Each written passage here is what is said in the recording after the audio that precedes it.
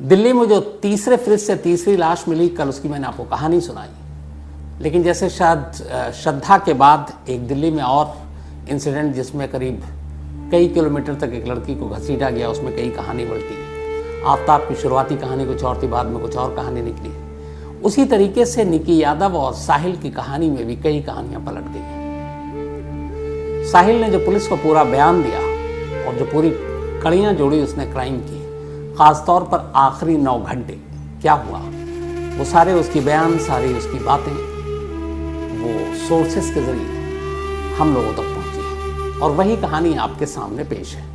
लेकिन उससे पहले एक चीज, एक शख्स दिल्ली जैसी जगह पर, देश की राजधानी है और रात का अंधेरा नहीं, दिन के उजाले हैं। सुबह का 9 बजे का वक्त है, ऑफिस जाने की भीड़ होती है। दिल्ली में सबसे ज़्यादा जो ट्रैफिक जाम होता है वो सुबह जब ऑफिस जाने का वक्त होता है, करीब 8, 9, 10 बजे तक, और शाम को 5 से लेकर 7 तक, तो सबसे ज़्यादा लोग सड़कों पर होते हैं। अब अंदाज़ा लगाइए कि सुबह के 9 बज रहे हैं, दिन का उजाला है, सैकड़ों गाड़ियाँ सड़क से गुजर रही हैं और उन्हीं गुजरती हुई गाड़ियों के बीच सड़क किनारे एक कार रुकी हुई है और उस रुकी हुई कार में एक शख्स एक लड़की का गला घोंट कर कत्ल कर रहा है और उसके आसपास से तमाम लोग और गाड़ियां गुजर रही हैं और उसे कोई खौफ नहीं है। तो सोच कर यकीन नहीं होता है कि ऐसा हो सकता है, लेकिन इस केस में यही हुआ है। दिन के उजाले में दर्जनों गाड़ियों के गुजरते हुए, लोगों के जाते हुए एक शख्स एक कार के अंदर कत्ल कर रहा है और बिना किसी खौफ के। ये सब कुछ दिल्ली में हुआ है। जो साहिल गहलोत की पूरी कहानी है वो यूं है कि 9 फरवरी को उसकी सगाई थी, दोपहर को दिन में, और उसके गांव से ही थोड़ी दूरी पर एक गांव है जहां पर ये सगाई होनी थी।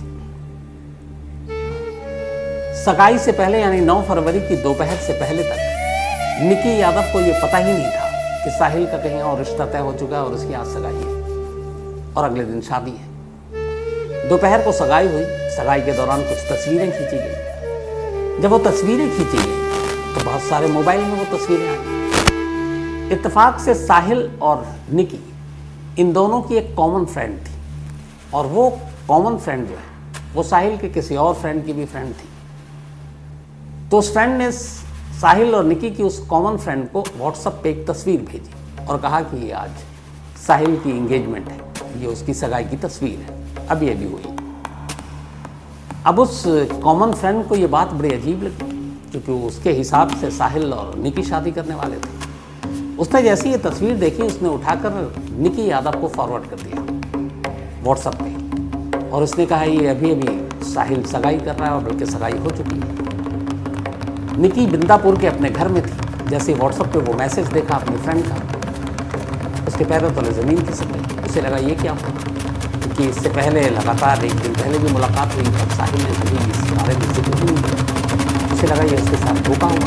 उसने फ़ौरन साहिल ने फ़ोन उठाया और साहिल ने फ़ोन उठाया। उसने कहा कि इस वक्त मैं बिजी हूँ, ये उससे भड़क गई कि मुझे पता चल चुका है और ये तुम ये कर रहे हो, तुम्हारी सगाई हो चुकी है, कल शादी है। उसने कहा अच्छा तुम गुस्सा मत करो, मैं तुमको समझाऊंगा, मैं यहाँ से फ्री हो जाऊँ। तो उसने कहा नहीं मुझे मिलना है। तो उसने कहा ठीक है, मैं रात को आऊँगा मिलने के लिए। साहिल ने प्रॉमिस किया। इसके बाद अब इधर निकी अभी भी गुस्से में, उसने अपना बैग पैक करना शुरू किया क्योंकि उसने अपना कुछ प्लान बना लिया था। 2 बैग उसने पैक किए। निकी ने अपने सारे कपड़े रख लिए। उसकी बहन भी उस वक्त उसके साथ। बहन ने पूछा कि ये बैग क्यों पैक कर रही हो, तब उसने बताया कि मैं ट्रिप पे जा रही हूँ। इधर सगाई खत्म, लेकिन मेहमान थे, बाकी कुछ रस्में थी, वो सारे निपटाते निपटाते रात के करीब 11 बज गए। साहिल अभी अपने घर पर है, मित्राऊ गाँव में, और वो इंतज़ार कर रहा है कि मेहमान और माँ बाप और इन लोगों से पीछा छूटे तो मैं यहाँ से निकलूँ। आखिरकार जब घर वाले सो गए, रात के करीब 12:30-1 बज रहे थे, तब उसे मौका मिला घर से निकलने का। वो घर से रात 1 बजे निकलता है जब घर वाले सो गए। और उनको सोना इसलिए भी था कि कल सुबह जल्दी उठनी, शादी की रस्में हैं, बहुत सारे काम थे। पूरा घर जिसमें बहुत सारे मेहमान भी आ गए हैं, कुछ जाग रहे हैं, कुछ सो गए। दबे पाँव साहिल अपने घर से निकलता है, अपनी हुंडई वर्ना कार उठाता है और वहाँ से बिंदापुर पहुँचता है। तब घड़ी में वक्त हुआ था 1:30 बजे। बिंदापुर पहुँचता है, वहाँ पे निकी जो है उसका इंतज़ार कर रही है। वो उसको देखती है, भड़कती है। वो उसे कहता है कि अच्छा चलो हम कार में बैठ कर बात करेंगे, घर के आस निकी तैयार हो जाती है, वो अपने दोनों बैग साहिल की गाड़ी में डाल देती है। डिक्की में गाड़ी रख दी, बैग रख देते हैं। उसके बाद वो अपनी बहन से कहती है कि मैं ट्रिप पे जा रही हूँ। बहन चली जाती है। आखिरी बार देखा था उसकी बहन ने निकी को। अब ये वहाँ से गाड़ी से निकलते हैं, रास्ते में लड़ाई शुरू हो जाती है।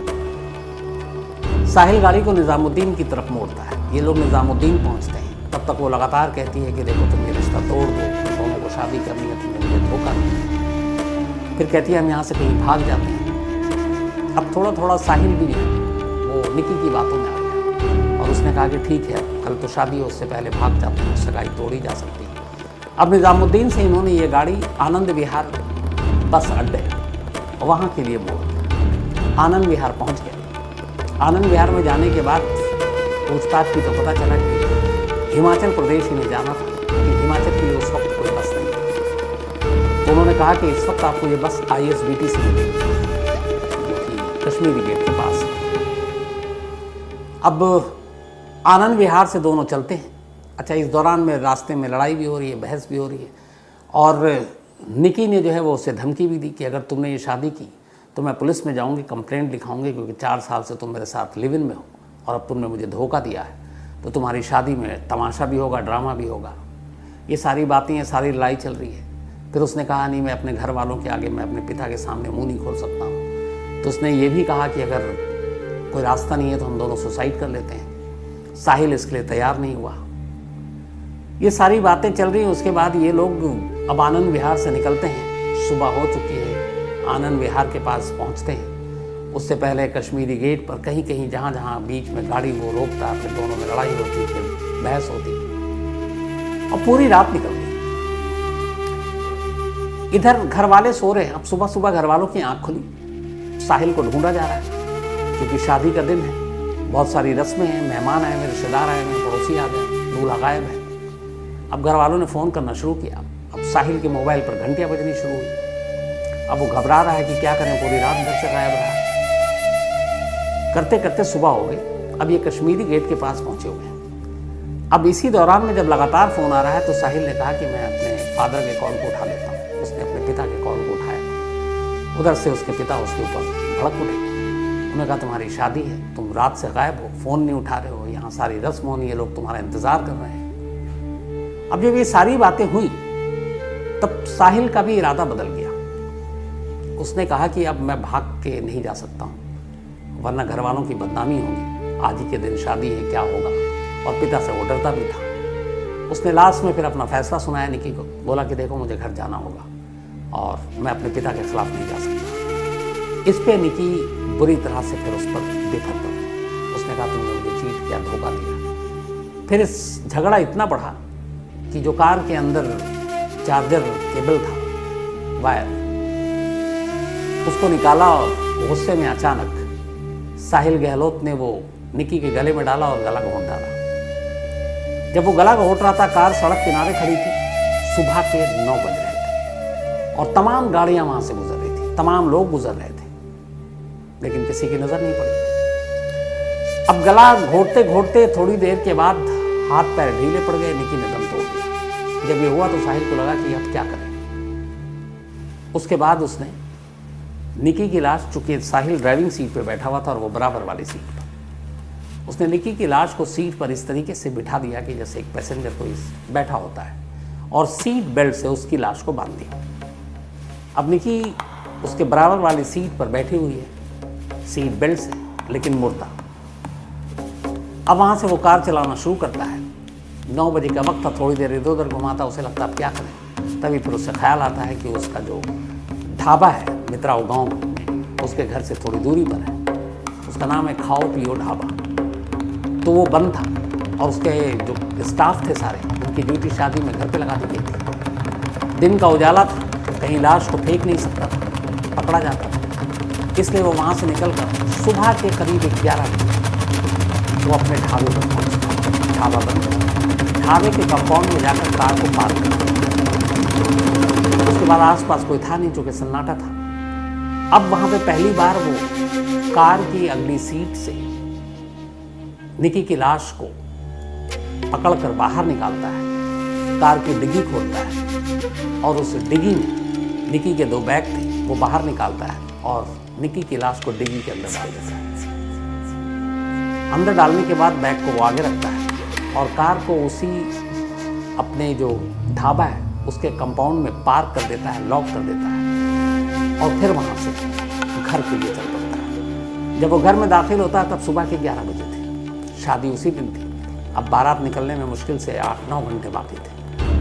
घर जाने के बाद घर वाले उसे डांटते हैं, उसके माँ बाप की शादी का दिन है, तुम गायब हो। इधर वो कार पार्क कर चुका है।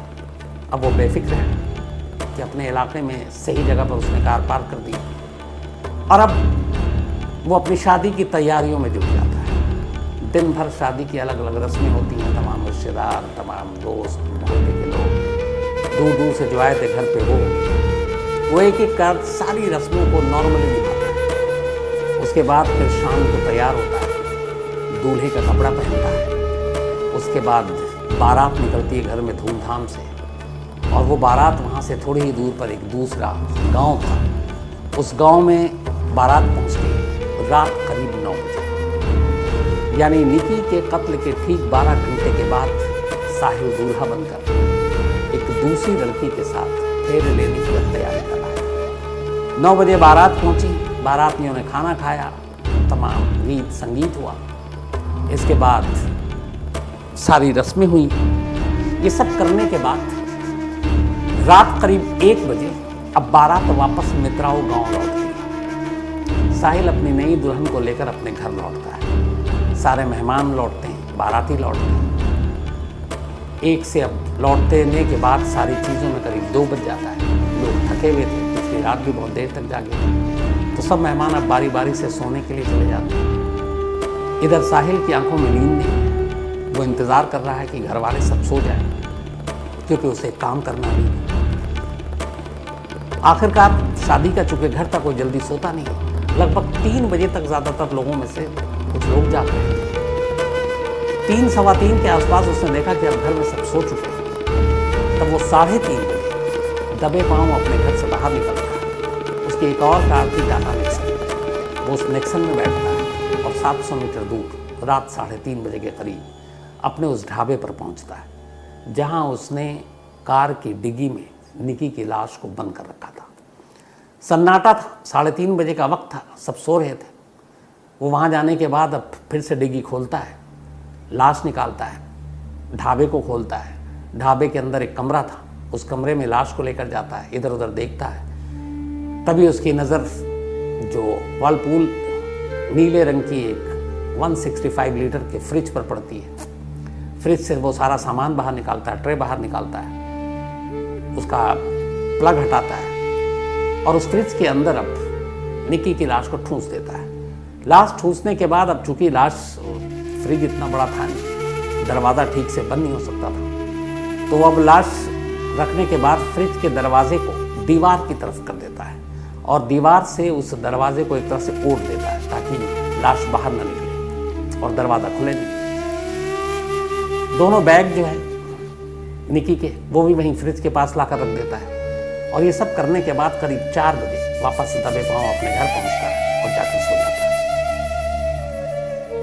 10 फरवरी की रात बीत गई थी, शादी हो गई, सब कुछ हो गया। अभी 11 फरवरी आती है। 11 फरवरी को वो फिर एक चक्कर मारता है ढाबे में कि लाश अपनी जगह है कि नहीं। चाबी उसने खुद रखी हुई थी। वहाँ जाता है, देखता लाश है।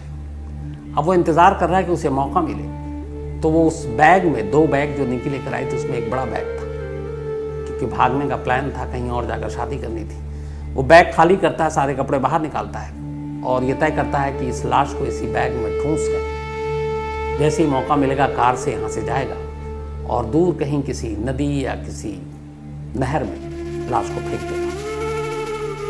11 को जाता है, मौका मिलता नहीं, क्योंकि लोग आसपास घूम रहे हैं और दूल्हा है तो उसको कोई छोड़ने को तैयार नहीं। फिर ये 12 फरवरी को वापस जाता है। 12 फरवरी को भी ढाबे में देखता है लाश वहीं है। फिर इसे मौका नहीं मिल रहा। अब ये परेशान कि क्या करें, क्योंकि ढाबे पे लोग तो आएंगे, अब शादी हो चुकी है, खुलने वाला है, वक्त कम है।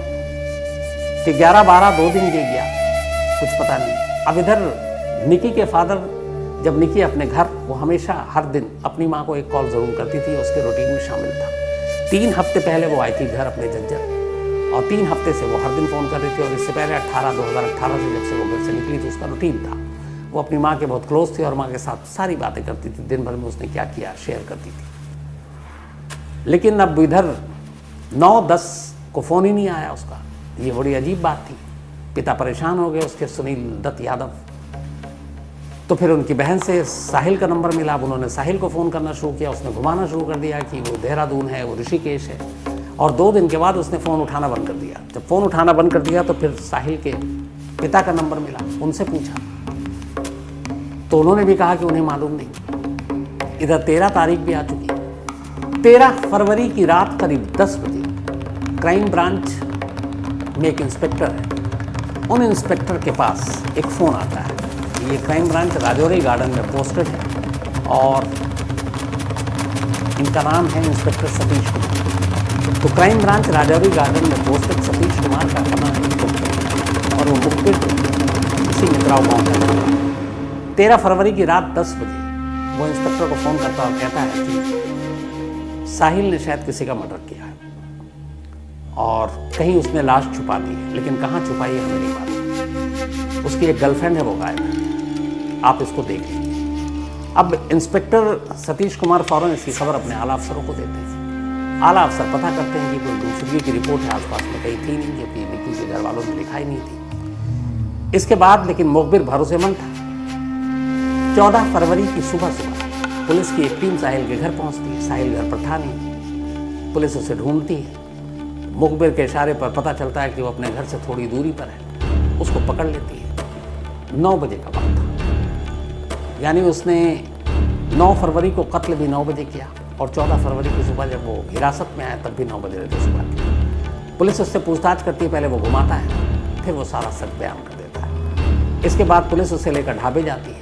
ढाबे में वो फ्रिज खुलता है और फ्रिज से निकी की लाश सामने आती है। इस तरीके से ये केस खुल जाता है। लेकिन इस केस में आखिर में क्लाइमेक्स में एक दूसरा ट्विस्ट ये है कि निकी के फादर सुनील, वो जब लगातार पूछ रहे थे, 2 दिन तक तो घुमाया साहिल ने, लेकिन उसके बाद उसके पिता से जब बात की तो उन्होंने कहा कि 14 फरवरी को सुबह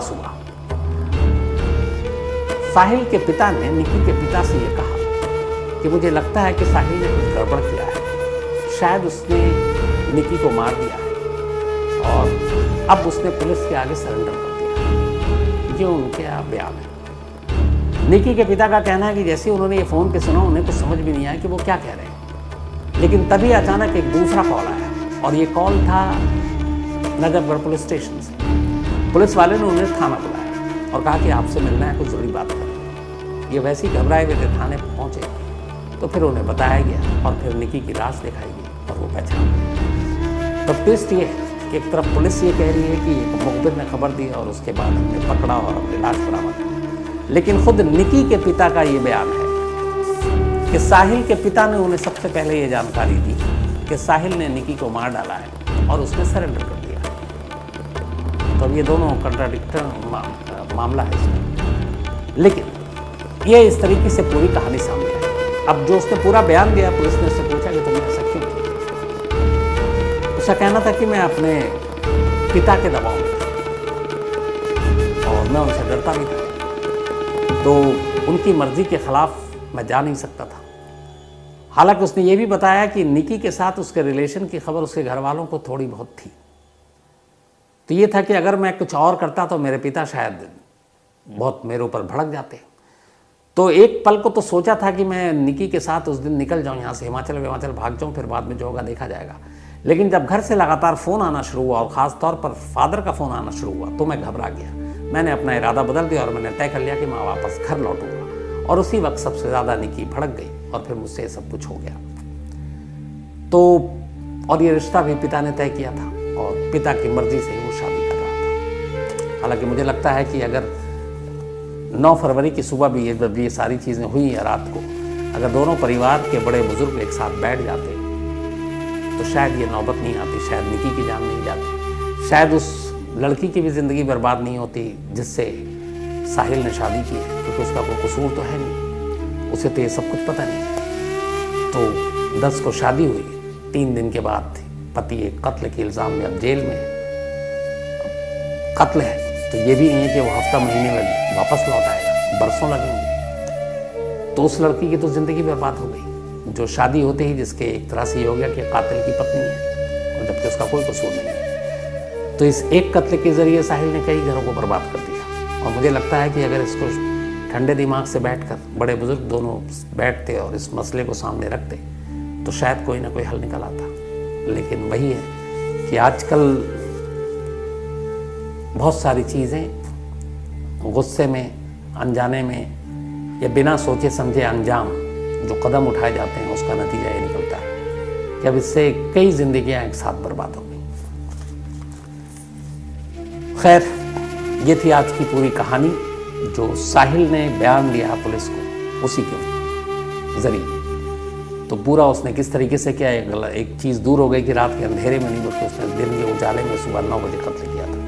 और कमाल देखिए, 9 बजे कत्ल कर रहा है, 9 घंटे बाद दूल्हा बन रहा है, बारात लेकर आता है, बीवी को कमरे में रखता है, फिर जाता है ढाबे में, फिर उस फ्रिज में अपनी गर्लफ्रेंड की लाश रखता है, फिर वापस घर आता है, फिर अगले 2 दिनों तक उसे ढाबे में जाता है, लाश को देखता है, फिर घर आता है। तो ये जो 3-4 दिन था, पता नहीं ऐसे लोगों की मतलब सोच और मानसिक हालत क्या होती है। खैर, कहानी में इतना ही। अब आज शुरू करते हैं भाई।